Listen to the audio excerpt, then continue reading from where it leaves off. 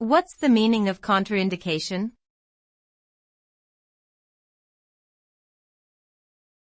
Contraindication.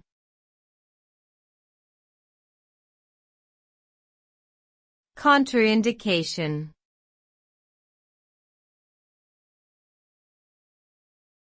Contraindication.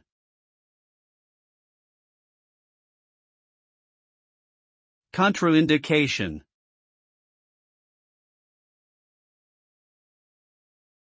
A contraindication is a medical term used to describe a factor or condition that makes a particular treatment or procedure inadvisable. In other words, if a patient has a contraindication for a treatment, it means that the treatment may cause harm or could worsen the patient's health condition. It is important for medical professionals to be aware of any contraindications, as administering treatments that are contraindicated for a particular patient can lead to serious consequences. Therefore, prior to recommending any treatment, doctors always assess their patients to determine if there are any contraindications.